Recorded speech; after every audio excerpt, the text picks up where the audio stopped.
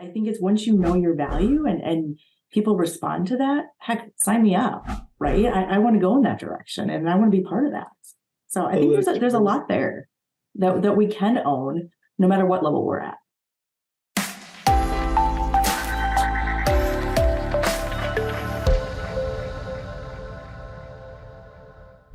Hello and welcome to the Leadership Growth Hour, an interactive monthly event that features timely leadership topics and tools to grow your leadership performance. I'm your host, Daniel Stewart, executive consultant and coach and president of Stewart Leadership, a global consulting, coaching, and training firm aligning organizations on leadership, teaming change, and talent. In short, we develop the people side to enable your growth strategies. Today, I'm excited to be joined by two fantastic guests, both experts in performance goal setting and consultants and coaches here at Stewart Leadership, Kristin Derwinski and Kollmeyer. Welcome to both of you. Thanks, Daniel. Really excited to be here.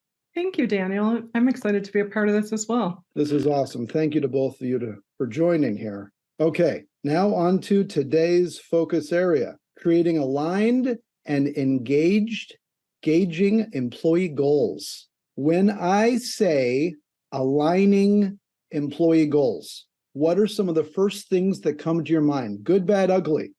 Aligning or aligned employee goals.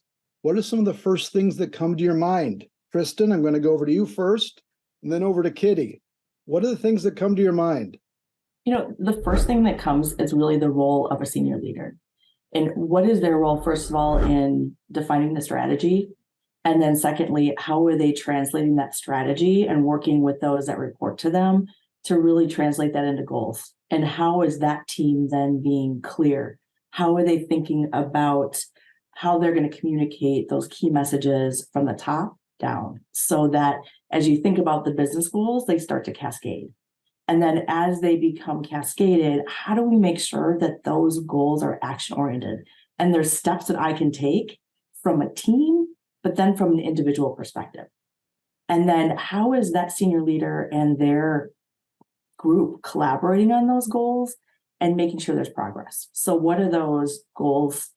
What are the metrics? How are they following up and really making sure that there's progress across the organization? So that was a lot to answer that question, but there's a lot that senior leader really needs to lead and be part of. I love it. Kitty, what are the things that come to your mind? The first thing that came to my mind was partnership. And I think, yes, it is so, you bring up such great points, Kristin, that there is quite a sense of ownership that the senior leader has to take to ensure everybody is aligned. And then from there, instead of top-down goal setting, I like to see it as a partnership so that people are taking ownership and they're also creating their own goals in partnership because they are aligned, because they do understand the vision, they understand the long-term view, they understand how it relates to what they're doing in their work group. And so the first word that popped into my mind, Daniel, was partnership. You've already introduced so many things that we can dive into here.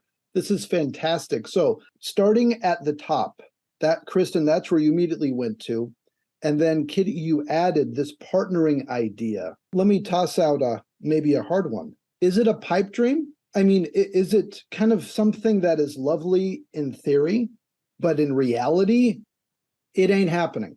Because you both are describing, yes, this is a wonderful thing. Does it actually happen? Is it possible to actually have aligned goals? Kitty? I absolutely think it is. While many of us have been doing SMART goals for years and years and years, I'm a huge fan of FAST goals because of the F, frequently discussed.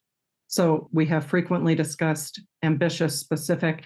And the other thing that's super relevant today is the T, being that we're transparent so that you are sharing your goals with everybody. So there is a team focus on how to achieve versus this, I set a SMART goal at the beginning of the year. We don't look at it for a year. And that whole system to me is somewhat broken. I'm into when we're leading in the digital era with the pace of everything, we have to align, discuss, and pivot wherever we need to pivot. And so I think this idea of goal setting on an annual basis is something that I challenge. I don't know. Kristin, what are your thoughts as you hear me say that? Complete agreement. I think we got to start somewhere, but then as the year evolves, how are we updating our goals? How are we talking about them frequently? How are we sharing those ideas across our functions so that we're not tripping up on metrics or we're not aligned with where the organization is going? And the best way to do that is exactly what you said, Kitty, around transparency. So the more that we are setting our goals, we're revisiting them and talking about them frequently, and then we're adjusting when we need to, it is possible. And I've seen a lot of organizations do it and do it well. And it really requires over communication. And I think you started, Kitty, with the word partnering. That's huge. And I think that's one of those keys. So let's dive into this a little further. So on the one hand, we have this partnering idea, and we can come back to who and how that happens. The other part is what I was hearing is this idea of fast goals in contrast to SMART. Now, maybe not everybody's familiar with this concept. What I'm hearing, though, is the need to be able to, yes, develop SMART goals, but to make sure that they aren't just like unchanging and that they're done and they're set and we don't touch them, we don't really talk, we don't update. And instead, it's a mindset shift. Talk a little bit more about this mindset shift and why we need to then update them or talk about it more. I think leadership has changed. The world has changed, leadership has changed, and we have generations that are stepping into leadership that were educated in a more collaborative environment and therefore enter the workforce thinking it will be more collaborative, less command and control, less top down, much more of a partnership, much more frequent discussions, much more groups and teams achieving together. And so the more we can continue to have open conversation, we're in an era where we're leading people, not just efficiently getting widgets through the system. So it's different. And some people are, I think, still hanging on to things that worked in the past that maybe want to move into the discomfort of thinking of a new leadership style and goal setting together, how we make significant progress toward achieving is different than it was. As you're hearing this, Kristin, what's occurring to you? Just to kind of build on what Kitty was saying is jobs have changed, right? There's a lot more specialization. There's a lot more around, I've got this piece, I have to understand the bigger picture. But with that also comes, it's interesting, right? You look at SMART goals and then you look at fast goals. And fast goals just feels like quicker. I don't know if it's the word versus SMART. I don't know what the difference is in one letter. I kind of did a pause a couple of weeks ago when we were talking about it, but I really think it comes with how are we frequently talking about it? Where if I go back, when I first started my career, we used to set our goals and set them on the shelf. And the business world didn't change as much. I could look at the end of the year and say, yeah, I did that. Where I feel like today, our life changes by the quarter. And so I can't think 360 days out, but I can think 120. And so if we're all kind of working together on that, that's where I feel like FAST really supports where the world of business is today. And also with the workforce. I think I heard a statistic, something around 80% of the workforce is going to be led by millennials very shortly, right? And so when we think about some of these statistics, there's some greatness and there's some really different ways of thinking that are important for us all to embrace. It's interesting. I would love your thoughts on both of you. How do you then combat or address or challenge a mindset that is very accustomed to setting goals on an annual basis, and then next year we review them? That helps align because there's not going to be a lot of change during the year. In some ways, it makes alignment a little easier because there isn't the fluidity during the year. There isn't as much uncertainty. How do you shift that mindset and allow a person to then still embrace the alignment idea that it's still possible? Because otherwise, frustration can result. And being like, fine, I'm just going to tell you more what to do.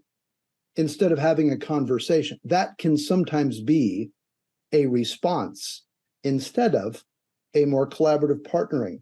How do you help somebody remain open as they continue to change, especially as they think about this goal-setting process itself? There's so many, we're talking about the difference of leading versus managing, aren't we? And we're not managing things. Any organization that's been around a decade and has 30 or more employees already has the things in place. After that, they're lacking leadership. It is so much more important to get things done through other people. And when other people are a part of the process, it's sort of a little contract together, isn't it? And whose ideas do people like the best? Their own. So if they're part of the process, there's a shared sense of ownership and this more frequent discussion. Setting and leaving it for a year, maybe there are a couple of businesses. There are so many disruptions in this world of business now. I don't know anybody untouched, and we have to be ready. And people have to be capable to look into other silos. IT might need to look at what HR is doing and say, how do I take that in this world, translate it into my work group, use some of the concepts they're applying, and possibly stretch our goal setting in a different way and kind of make everybody think differently. So it's the disruptions that I think are making this idea of sitting with a goal for a year, not having a partnership, those things are less relevant in today's world. And Kristin, what would you add to that? I totally agree. And I think one place you could start is if you think about your KPIs or the specific metrics, how do you choose something that's a little bit more leading, right? So I think of a sales pipeline that can give me more information about sales, which might make me think a little bit different. Even if I have that more of that different mindset of I can set my goal for a year, if there's some metrics that are giving me some information, that could help influence me. If I think about specific leading indicators, I think that's one way. I also think it really is about how do we all think about challenging those folks and offering them one or two different things and really trying to influence and sharing our stories or sharing, hey, can we try? Oh, we'll keep to these goals, but can I just try this? And I think sometimes if we use those words, that helps us influence in a different way and go slow, not to the point of, so slow you're not moving, but how do you bring that individual along in a journey? Yeah. Fantastic thoughts here.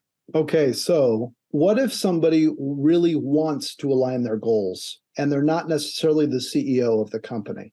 They're not necessarily at a C-suite level. They're a middle manager, perhaps. They're an employee. Then they want to align. They want to make sure that what they're doing makes sense with other aspects of the organization, but they're just not getting the guidance that they need. What advice do you have for that employee, for that manager, for that director, for that supervisor? What can they do to be able to align their goals as best as possible if they are not necessarily given or a part of larger sets of goals for the company? Would encourage people to start asking a lot of questions to get really clear on what the goals are. And some executives in C-suite are better at communicating it than others. And again, everything doesn't need to be top down. I tell people at any level of the organization, you are the organization. If you're working here, you're leading. So I think it is reasonable to get curious, ask the questions, reframe it back, and make sure you are clear, and then kind of go from there. Yeah, I agree. I think it's who can you reach out to? Who can provide you with the guidance? Is there a customer, or whether they're internal or external, that really receives the work or the service from your team or from you that can give you insight about what would make their lives better or what's really needed that supports where the organization is going? And Kitty, I love the word, be curious and start to ask some of those questions. That makes a lot of sense. And I often find that it's each person, to your point, Kitty, you are the organization. And what can you do to start? And then at least get somebody to react to something, because it's often easier to get a reaction versus simply saying, just fill this blank sheet of paper, please, because that can be hard. But what can you do to start the conversation? How can you initiate it in some way? I also think each group has to be crystal clear on the unique value they bring to the organization. Because when we're collaborating, I hate to even use the word silos, but they exist. But we're working cross-functionally and we're engaged in work that isn't actually what our work group provides as unique value. So if a leader can get clear and aligned with their own group on what is our unique mandate, what do we bring to the table that is very specific, that our group is the only group that can bring this to the organization, goals flow pretty freely from there because it's so clear. And people rally around that. They get excited. And that energy is what helps you get there. I think it's once you know your value and people respond to that, heck, sign me up, right? I want to go in that direction and I want to be part of that. So I think there's a lot there that we can own no matter what level we're at. Heck, sign me up. I love it. Yes. It's kind of like, give me some clarity and then I can have something to get more excited about. I can position my energy around that. Okay, let's get specific, shall we?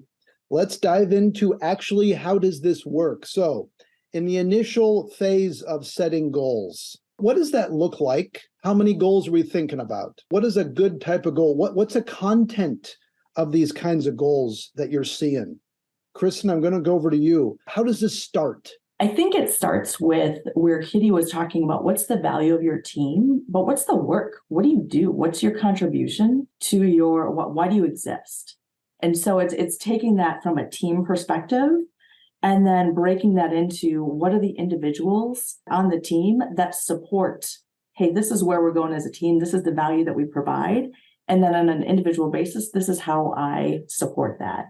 I'm a big fan of 3 to 5 goals. Any more than that, you're not going to get it done. And I think those goals have to be very specific. They have to be something that has action and steps to it. They have to be stretching. They have to be not where I'm in my comfort zone, but help me stretch a little bit. And notice I said a little bit, because I think if we set unrealistic goals, then who cares? Why even bother? Right. So I think it's how do I stretch just enough? And then what's the timing? And because we really need to understand that. So again, it's having your team value, and then what do I do as an individual? And I think, Kitty, you said it really well, is at that point, me as an individual, I gotta write my own, because then if I write them, I'm on board. They came from me. And I think that's a big motivational piece as well. The number, I think, would be dictated by what individually as an organization your work group is held accountable to. So if there are metrics that are non-negotiable, there may need to be some goal setting. But I like to look at it in 2 buckets. The first one is, what am I doing? What am I accountable to? And then I think a huge part of goal setting should be the how. What is my style? What are the soft skills? And what are the goals around that? And lean into one strength and pick maybe one opportunity. And it may not be your biggest opportunity. I'm not a fan of working on weaknesses all year long, because probably not going to become a strength. You probably don't like doing it either. And while we have to neutralize weaknesses, I'm a huge fan of taking something that you're good at, but maybe it would give you significantly different influence and impact if you got to be amazing at that one thing. So picking some goals around what I do, but then 1 or 2 goals around how I get it done is so important to team dynamics. And some organizations miss that. That's well said. As we're continuing to talk here, I'd love to go to our listeners, and I want to ask all of the listeners a question. And the question is, are you in an organization that has aligned goals? Do you have aligned goals? And you could answer in one of 3 ways. Yes, I have aligned goals. We have aligned goals here. Or the other response is, we're working on it. We're kind of in the middle. Or the third response would be, no, we do not. And I'd love to see some responses from folks. Do you have aligned goals? Or are you working on it? Or no, we don't. Just to kind of get a feel and a flavor of how frequently is this? And this may fluctuate each year. So we're talking about the number of goals here, 3 to 5. But the point is not so much the number, it's what matters for the organization. What's the value you're adding? What do you need to pay attention to? What do you need to be then held accountable to? And then also, Kitty, you said something interesting. You said the what and the how. Mhm. So let's talk for a moment as people can then reply in terms of how aligned they are within their organization. The nature of goals, because oftentimes we think of goals as what do we need to accomplish, the what. Share a little bit more in terms of what the how kind of goal might look like. What are some examples? What does that mean? Yeah, it's the culture pieces, right? The values. Am I living the values of the organization?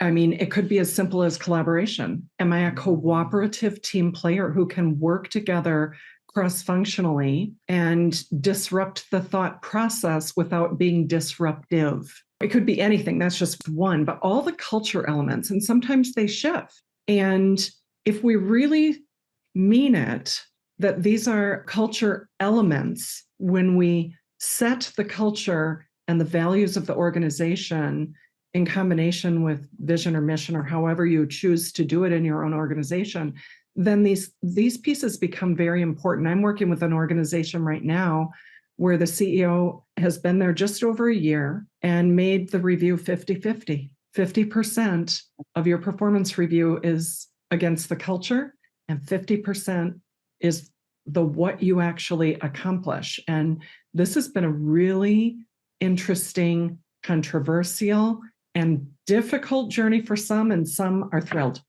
Mm. You know, Kitty, as I hear you say the what and the how, I just think of what I see a lot of organizations is, okay, here's my performance goals, and then here's my development goals.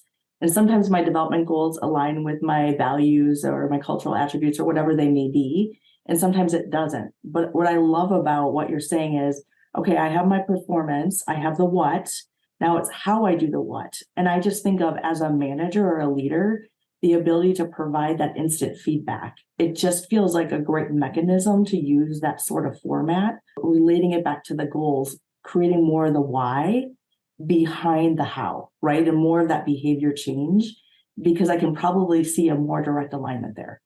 And really kind of supporting why organizations have the values, and really kind of bringing that whole piece home. So I really like that format to help people think about goal setting a little differently.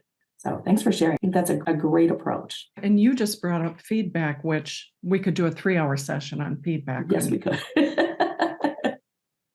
Yes. That's the part I don't like about setting goals in the beginning of the year and not revisiting them for a year, because we owe people feedback all the time about behavior we see and what is the impact of it, either positive or not so much. Yeah. Agreed. And then what do we do about that? And those conversations need to happen. Then we can reset goals right then and there. Absolutely. You know, it's interesting looking at a few of these responses that have come in. They span the spectrum of a few that are, yes, aligned, and then a few, we're working on it. And I just know there are stories behind that statement. We are working on it. As every organization is on a different trajectory. And now let's continue this conversation, because even if an organization is aligned at the beginning, they may have 3 to 5 goals. They can do the what and the how. It's clarified. It's from the top. It's partnered. Imagine that's happened. Now, let's walk through what the heck the rest of the year really looks like for this manager, for this leader, to then have engaging conversations. Walk me through what could happen daily, weekly, monthly, quarterly, instead of simply the 12-month later self-appraisal and review. What should be happening in between? Give me some examples. Paint a picture in the day in the life of, if you don't mind. Who wants to jump in on this one here? I can do that. I think the good news is there are a lot of digital solutions to help people, number one, track where they're going, right? And that can be accessed by anybody at any point, depending upon privacy settings. But I think the other piece is, how do you then build in the communication between that individual and their team, and the individual and their manager? And so what does that conversation look like, that they're really talking about the goals on a frequent basis? And that serves as their method for setting priority, for getting work done. It helps them figure out their day and their week and their month. And if that's not the right work, then how do they think about adjusting those goals? And then how does that manager then make sure that they're communicating across the organization? Or those individuals, how are they communicating with their peers so that the work stays aligned? I think it comes down to partnering and over communicating and making sure that people continue to focus on the right things. And something you said, Kristin, made me think right away. You said prioritization. In this ever-changing world, in this pace that is moving so quickly, there are so many people that I will ask, are you running the days and the weeks, or the days and the weeks running you? So this, all of a sudden, something comes and now we have to do this, and something has to give.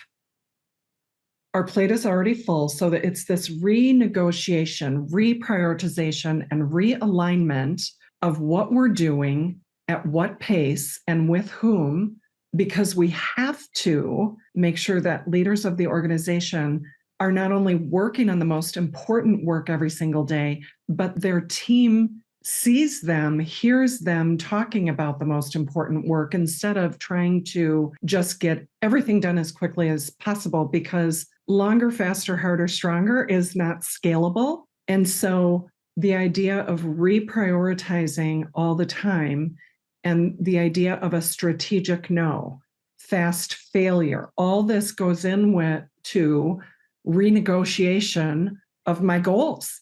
And what was relevant a month ago may not be relevant. Things were already moving quickly before the pandemic, but the digital disruption now is unbelievable. And yet I'll come back to, as the world is moving more quickly, there is nothing about an adult human being that has changed anywhere in the world.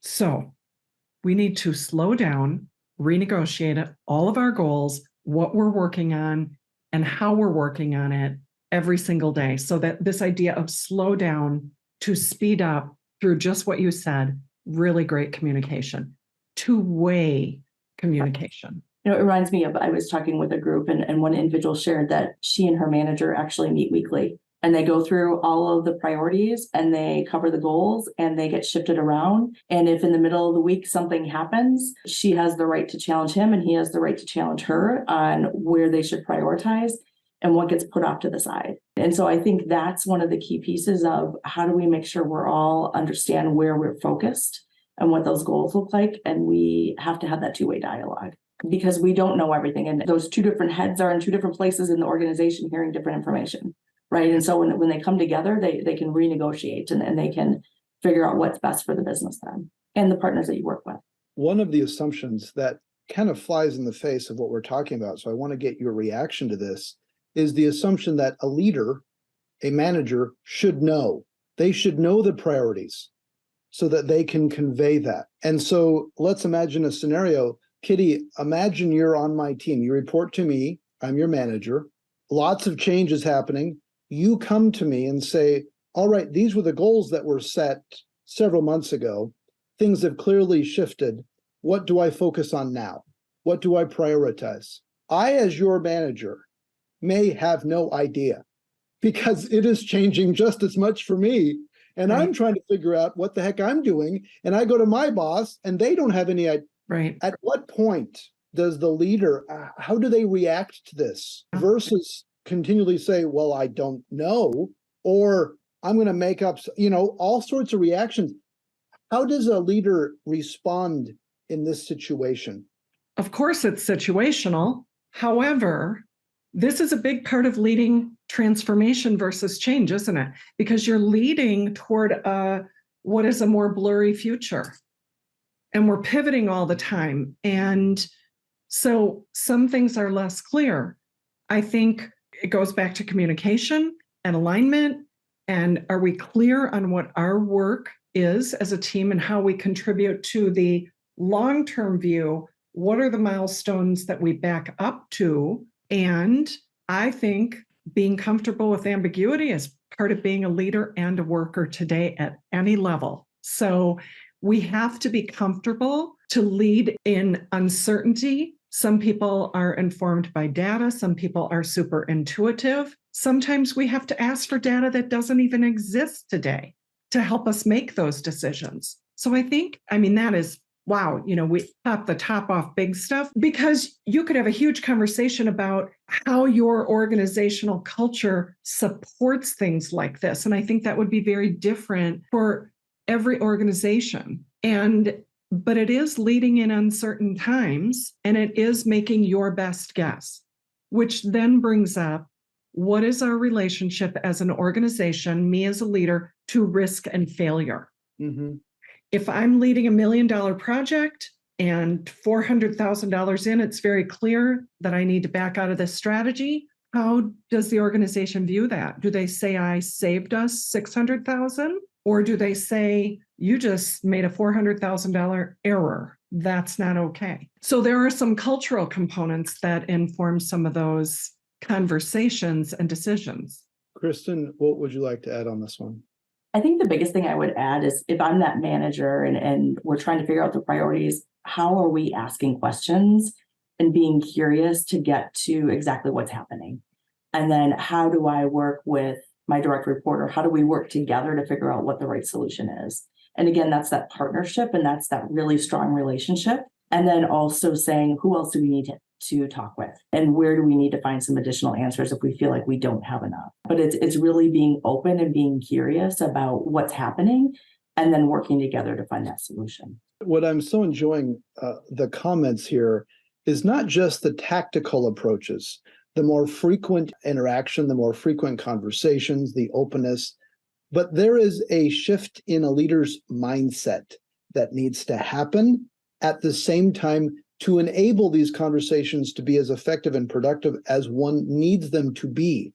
And this mindset needs to be laced with a sense of learning in a way that maybe has never existed before, and the ability to learn in a quick fashion, and to be continually vulnerable and recognize that I may not have the answers, and to set that as an expectation, which is okay. And let's figure this out together. And this is what we know today. And now let's figure out, based on this, what's the next step? Not the 15 steps out through the next several. What's the next step? And let's keep learning as we go. That is a mindset shift that is critical to connect then the tactical pieces. So key. There are a lot of younger leaders who have not been, because everything's so quick, it becomes do it. And we have a ton of executors out there and not a lot of strategists. And so the idea of broad scanning, reading, and reading not just about your own industry and what are the things that are impacting it, but what's just going on in the world, so that you can make ties and predictions. And that will also then help inform, what do we do when? Because you have this, sort of diverse group of thought based on people that are well informed rather than executing. But that is another slow down to speed up. That's a great point. I'm seeing a great question here coming in, is around the stakeholders, because the folks that you make a goal with at the beginning may not be the actual same people that you're delivering that goal to, especially in a matrixed organization or as things kind of shift. How do you anticipate? How do you manage that? Because the actual customers may be different, especially if you have two bosses, for example. How do you manage and negotiate all of these kind of stakeholders in various parts of this aligning process? What advice would you have? I think the advice is communicate and share, hey, this is where we are. This is what we're thinking for goals. What do you think? What would you add to it? What would you take away? What would be some metrics? Can you share your goals? And are we aligned? And do that frequently.